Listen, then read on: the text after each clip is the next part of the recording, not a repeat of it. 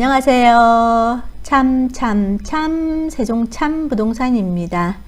민간건설사에서 공급하는 민영주택, 신혼부부 특별공급에서 당첨자가 되기 위해 자녀의 수보다 중요해진 기준소득 우선 공급 알고 계신가요?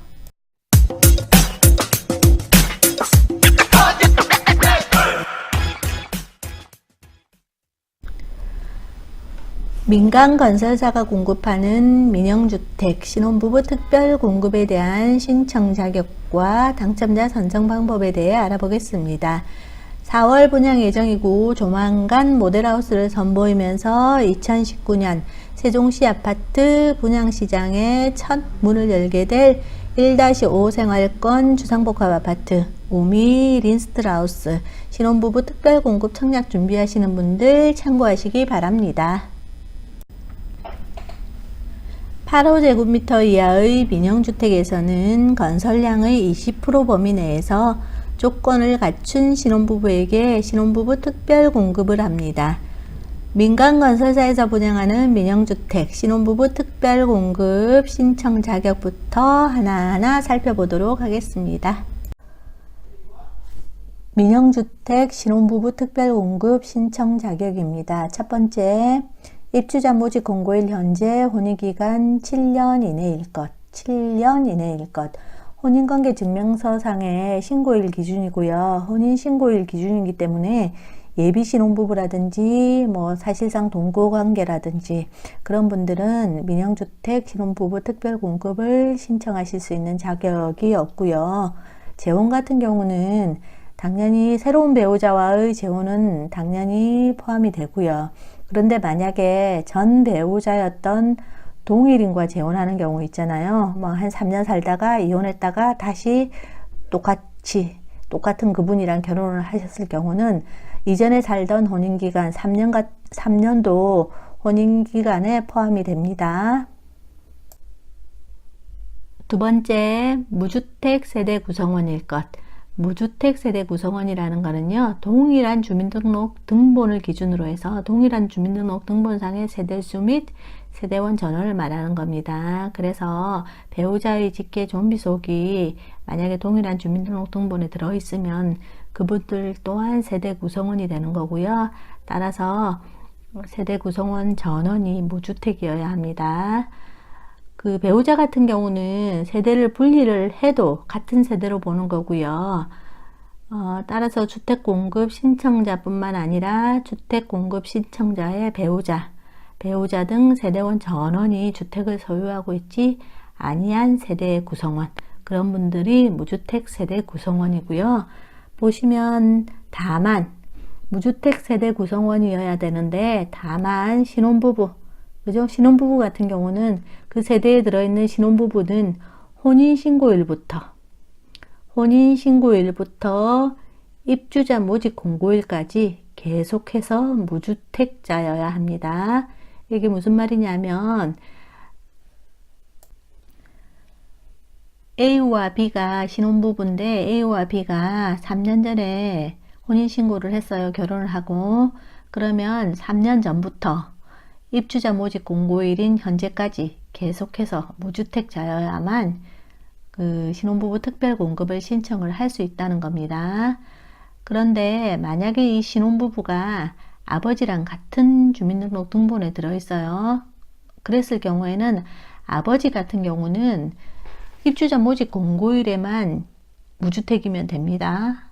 그죠? 그런 얘기고, 그리고 신혼부부 같은 경우 A와 B 같은 경우는 3년 이전에 집을 소유했던 적이 있었던 이력 같은 거 있죠. 결혼하기 전에 집을 한 채 가지고 있었다가 팔았다. 그런 분들 같은 경우도 신혼부부 특별공급은 신청하실 수 있습니다. 혼인신고일부터 입주자 모집 공고일까지 계속해서 무주택자면 되니까요.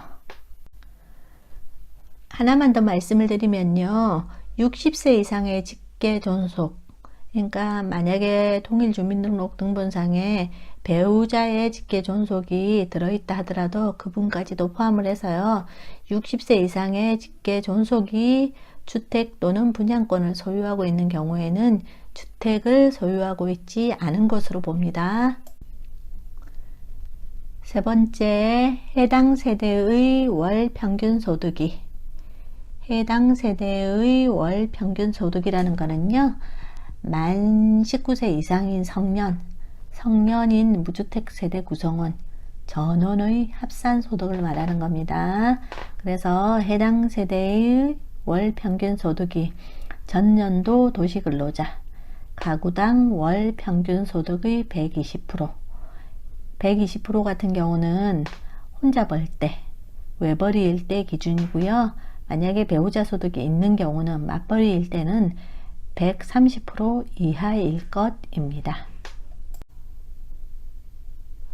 3번과 관련해서는요, 조금 있다가 당첨자, 즉 입주자 선정 방법에서 자세하게 설명을 한번 해드리겠습니다. 소득 기준이 120% 그리고 맞벌이일 때 130% 이하 이렇게 좀 완화되면서요, 입주자 선정 방식에 있어서 기준소득 75% 우선 공급, 그리고 상위소득 25% 일반 공급에 대한 이야기가 나오거든요.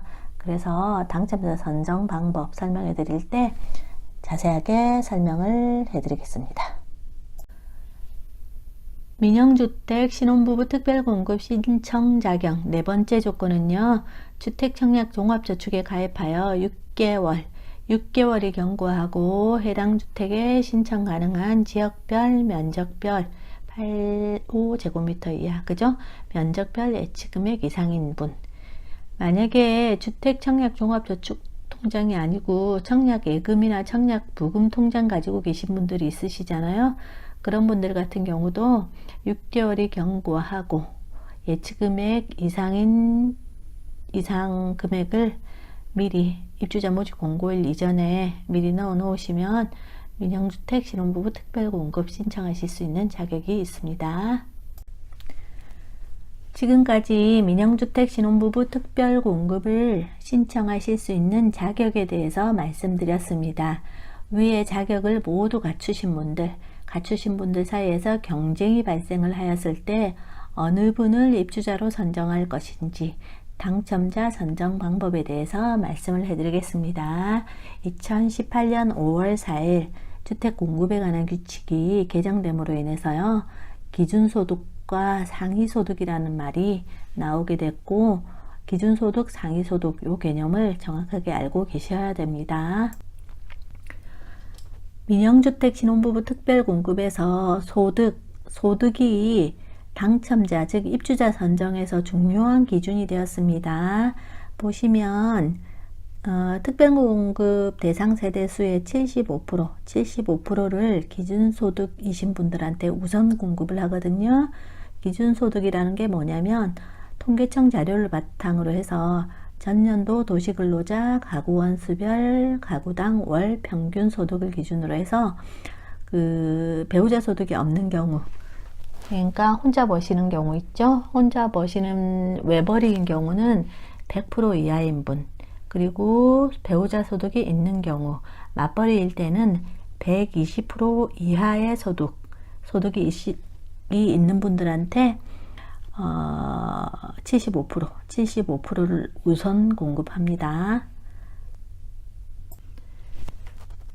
그리고 기준소득에서 배우자 소득이 있는 경우, 즉 맞벌이인 경우는요, 부부 중 한 명의 소득, 1인의 소득이 100%를 초과하면 안 됩니다. 만약에 100%를 초과할 때는 여기 일반 공급 상위소득 25% 여기에다 신청을 하셔야 되고요.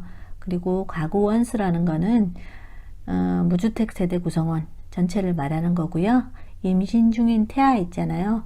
태아 같은 경우도 태아의 수만큼 가구 원수로 인정을 합니다. 2019년도 통계청에서 나온 자료고요. 전년도 도시근로자 가구당 월 평균 소득입니다. 그러니까 2018년도 도시근로자 가구당 월 평균 소득이고요.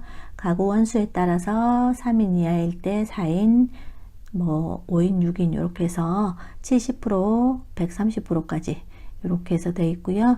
그 중에서 기준소득 신혼부부 우선 공급에 해당하는 75% 기준소득에 해당하는 거는 100%, 여기 100% 이하인 분, 그러니까 100%에서 3인 이하일 경우, 4인일 경우에 따라서 요 보시는 요 100% 구간 있잖아요. 요거 이하인 분들이 그 신혼부부 특별공급 75%를 우선 공급받을 수 있다는 거고요.